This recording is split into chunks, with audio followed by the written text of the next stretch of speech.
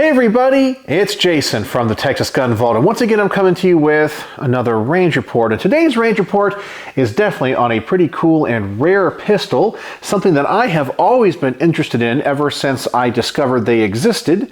We're going to be taking a look at a Beretta 92 clone made in South Africa from a company called Vektor, and this is the SP1. It looks very much like a Beretta, functions very much like a Beretta, but there are a few differences, such as this has an enclosed slide, where of course the Beretta is wide open. We have a frame-mounted safety, but the locking mechanism, the internal components, and even the magazine are pretty much copies of the Beretta 92. But once again, this is the Vektor SP1. I have only seen one of these online on a YouTube channel called Forgotten Weapons. That's how I learned about them, so it's really cool that I get a chance to hold one of these and take it to the range and review it. And I will compare this with a real Beretta 92 or M9 a little bit later in this video and go over some of the differences. But before I get into the things that I like and don't like about this pistol, as always, I want to thank the people that make these videos possible. First and foremost is the owner of this really cool and rare pistol. His name is Jack. In fact, he's the second person named Jack that lends guns to the channel, so I'm going to call him Jack number 2. Thank you so much, Jack. It's an honor to get to shoot some of the guns of your collection. I always want to thank my Patreon supporters, because through their monthly donations and support, they help keep the lights on around here. I couldn't run this channel without them. And if you guys want to join my Patreon and see all of these videos early, you can do it for as little as $1 a month, and there's a link in the description below. And as always, I want to thank my primary sponsor, who always provides all of the ammunition for these range reports and makes them financially feasible for me to make, my good friend Mark from Brownworks. And if you're watching this video on this Vektor SP1 Beretta 92 clone, most likely you like Berettas, and you've been thinking to yourself, I got that really nice Beretta 92, and it'd be pretty sweet if I had a set of customized grips with a custom logo, a custom engraving, or maybe even a custom texture made of an exotic wood. Well, I have the perfect grip company for you, Brownworks. Brownworks is a custom grip company making every set of grips to order to the customer specifications out of exotic woods, putting on custom logos, custom engravings, finishing them in a wide variety of colors, and even applying exotic things like snake skin and alligator skin. Mark over there, he's an artist. He can even make his own laminate woods. Anything you can imagine, he can make. So I'm going to ask you guys to go over there and check out his website. I'm going to put a link to his website in the comment section below, as well as a coupon code for 10% off your first order. Please go over there, check out his website, see everything he has to offer. And if you don't find what you're looking for, please make sure to contact Mark. And when you do, tell him the Texas Gun Vault sent you. All right, so let's talk a little bit more about this pistol that we are reviewing today. Once again, it is the Vektor SP1, a Beretta 92 clone. And the model SP1 is essentially the 92 clone in 9mm. The SP2, which they also make, is in 40 Smith & Wesson, and they also offer a Target version of both of those, and it has a compensator and a few other options. That one, of course, is designed more for civilian use. This one is designed more for military and law enforcement.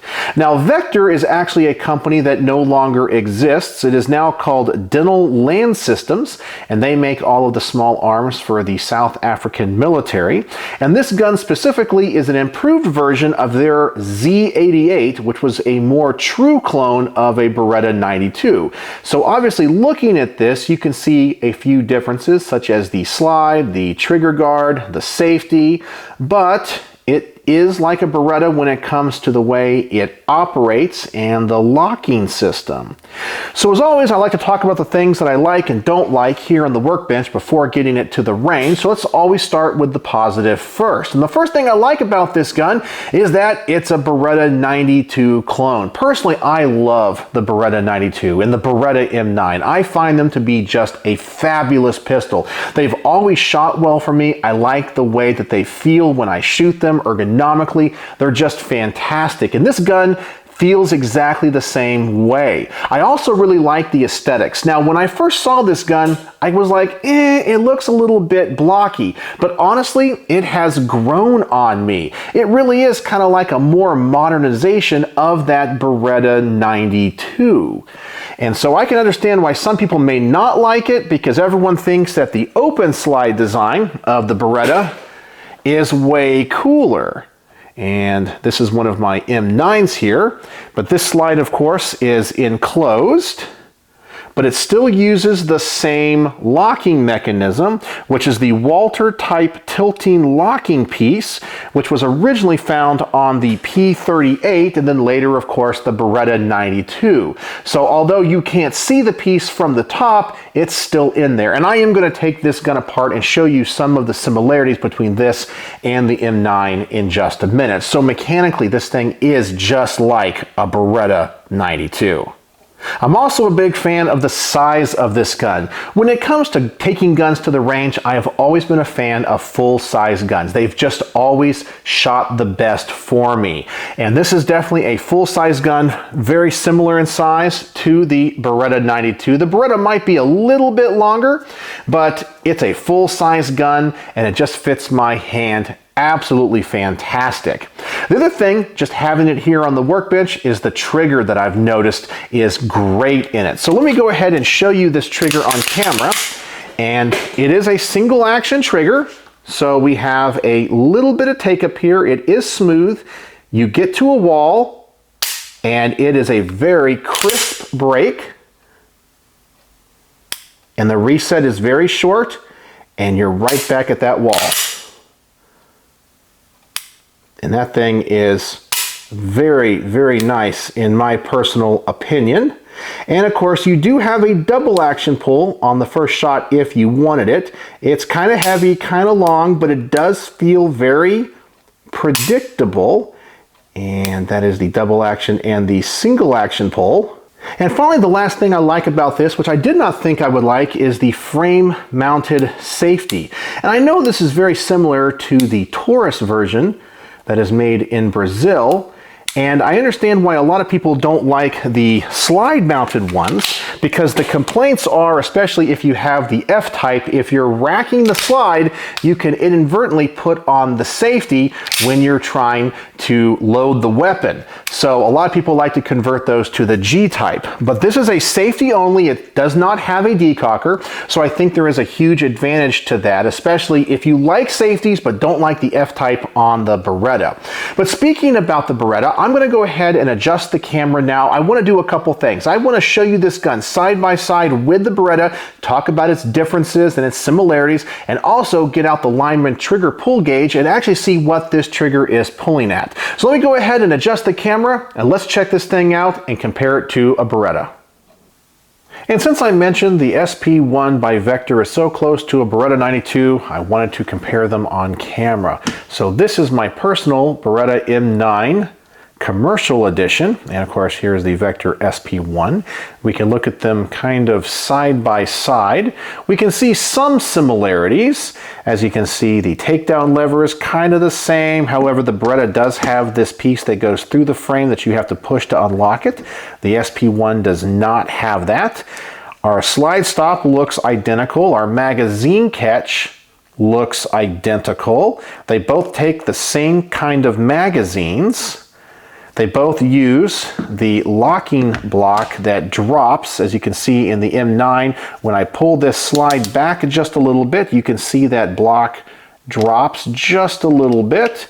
And also in the SP1, you can see one side of that block right there. When I pull that back, it does exactly the same thing. But some things that are different, of course, are the safety. This is an F-type safety decocker.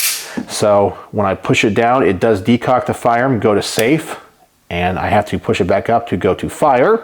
This is a frame-mounted safety, and it is not a decocker whatsoever. Both guns are double action, single action. Here are the sights. We have a 3-dot system, 2 in the back, 1 in the front, and obviously another huge difference here is the open slide design versus the closed slide design. So let's take these guns apart and let's see what the differences are and take a look at these frames. So of course we will take the M9 apart. And there's the frame. And let's get the barrel out and set all of this aside for just a moment. The SP1 comes apart pretty much the same. Drop the magazine.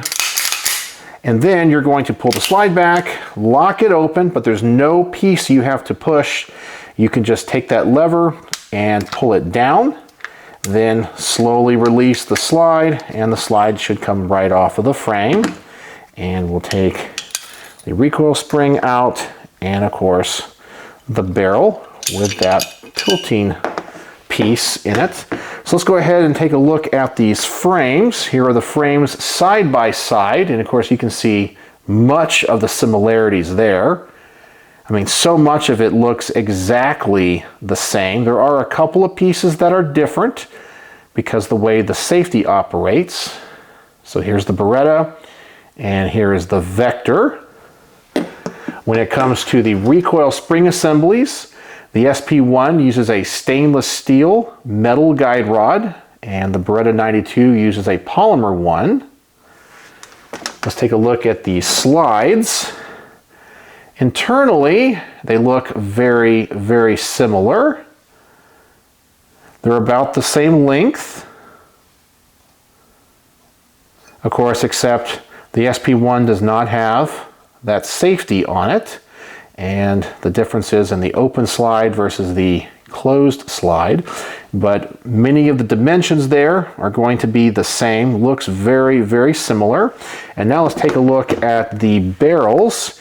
Here is the SP1 and here is the M9. So it uses that same system. The barrels appear to be almost the same length. The SP1 is just a little shorter, and all the other aspects of it look pretty similar. So that's kind of the differences between the two. So let me go ahead and put these back together, and then let's get out the Lyman trigger pull weight gauge, and let's see how nice this Vektor SP1 trigger is.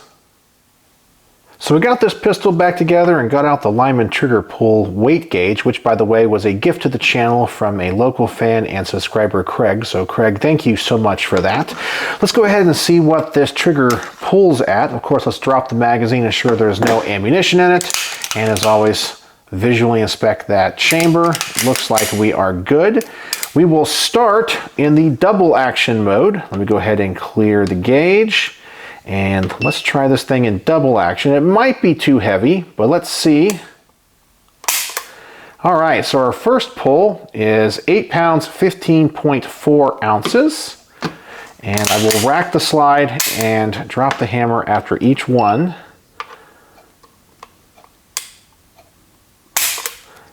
Nine pounds, 6.4 ounces.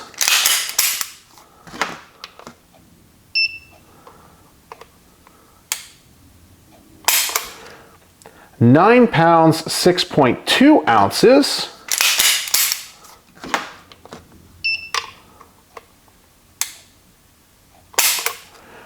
Nine pounds, 6.5 ounces. That is really consistent. 8 pounds, 10.1 ounces. And finally, 9 pounds, 0.1 ounces, which gives us an average of 9 pounds, 2.1 ounces. So for a double action trigger, I think that is pretty good. It's not too heavy. It's very manageable. And when you pull it, you'll know it's very, very predictable. All right, so let's clear that average. And now let's do this single action. And let's see what the trigger weight is. Our first pull, 4 pounds, 6.1 ounces.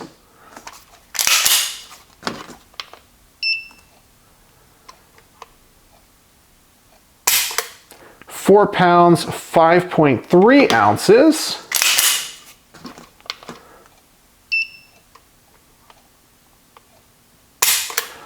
4 pounds, 5.1 ounces.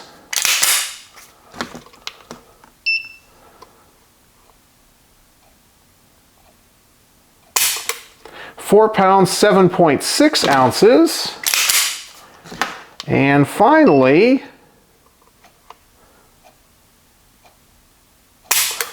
4 pounds, 7.9 ounces for an average of 4 pounds, 6.4 ounces. And so this trigger is really good. You know, most of the time when it comes to clone firearms, the triggers are never as good as the originals. However, I feel like this trigger is definitely better than the stock Beretta. It is really nice, very crisp, and very predictable. All right, so that's the comparing and contrasting to a real Beretta and showing you all of the data on this trigger. So let's get back to the rest of this range report and talk about the things about this pistol that I don't like.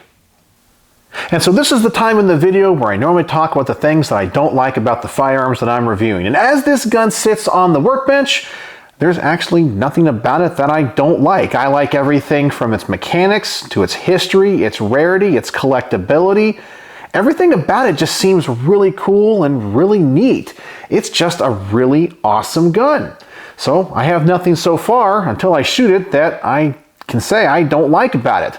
So speaking about shooting this, let's go ahead and get it to the range. So as always, I'm going to set up the target at 7 yards. I'm going to put a magazine through this and just get my first initial thoughts and impressions with it. I'm really excited to get to shoot such a rare firearm. So here we go. 1 magazine, 7 yards, and my first shots with the Vektor SP1.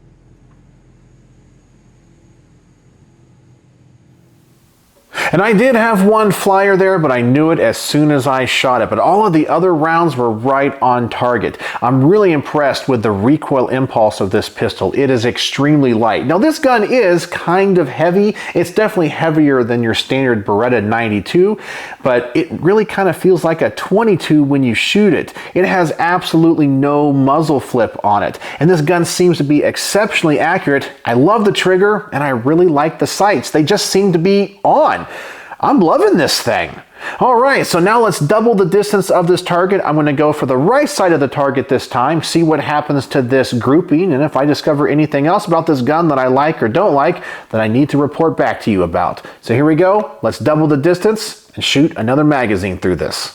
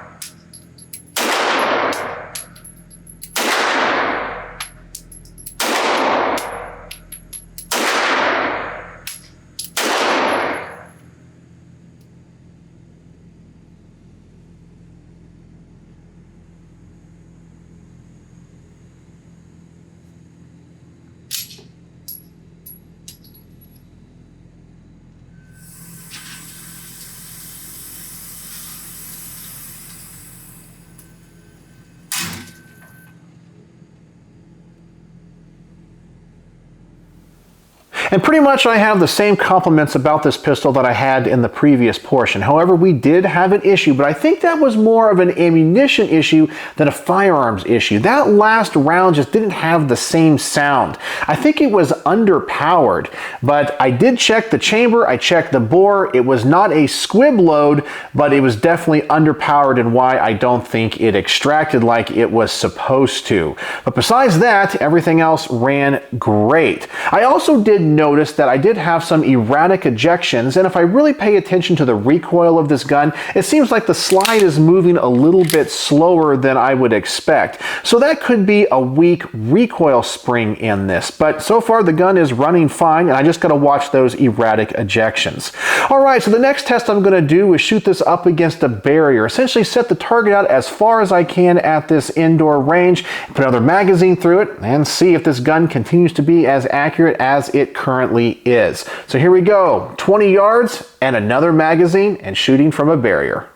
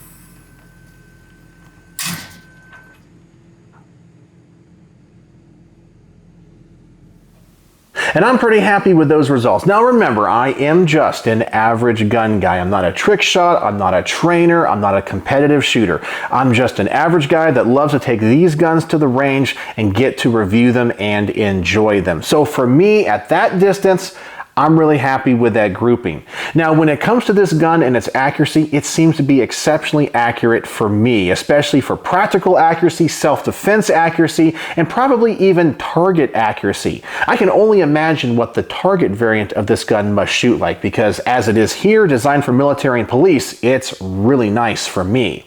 But speaking about using this in a self-defense scenario, I want to see if this thing is going to run hollow points. Depending on where guns are manufactured around the world, sometimes they don't run hollow points very well because of international law and the use of hollow points. They don't design their guns to be used with them. So I'm just curious, because these are imported to the US, you might own one and want to use it for home defense or self-protection. So knowing if hollow points run through it well is an important data point. So let me load up a magazine of hollow points and just see how it performs.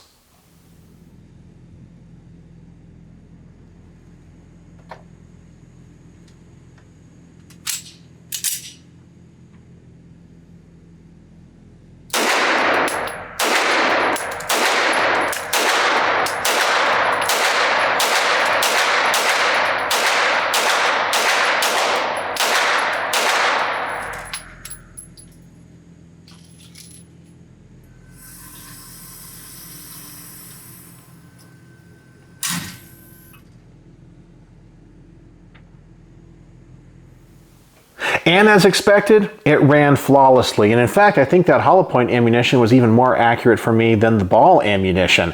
So this thing is just a fantastic firearm. I think it'd be great for home defense, great for self-defense. I personally wouldn't want to use it in that scenario because it's just too cool and rare, but you might want to do it. So it's going to run hollow points with no problems. All right, so the last test I want to do is the mag dump quick magazine change test and the point shooting test. And I want to test 3 things here. Number 1, I just want to see if I can shoot this thing fast and have some fun with it. I want to see if I can exchange the magazine out really fast. And being that this is a Beretta 92 clone, I'm pretty sure I'm not going to have any issues with that. And I want to see if this gun is a naturally pointing firearm when pretty much I'm not even using the sights. I'm just pointing the gun at the target as though I would be using it in a self-defense scenario, and my adrenaline is pumping. If I can shoot this gun naturally and get these rounds on target really fast, well, for me, it's an excellent firearm. So here we go. Let's just go to the range, shoot this thing fast, and see if I can change the magazine out and how accurate it is if I'm just point shooting.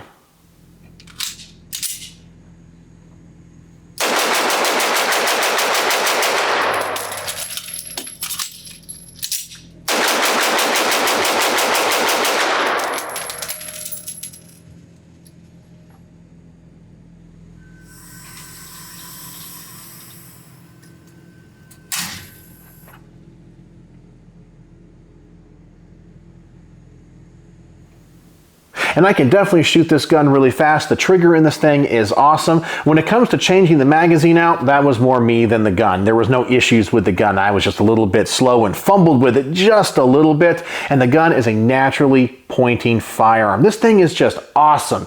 It's ergonomic, it's cool, it's rare, it just shoots great and is very accurate. I am absolutely in love with this pistol. I do have to tell you, after I took this thing to the range, I actually contacted the owner of this pistol and I said, hey, is this a gun that you would be interested in letting go? Because I definitely would want to add one to my collection. He said no, but I understand because this thing is awesome.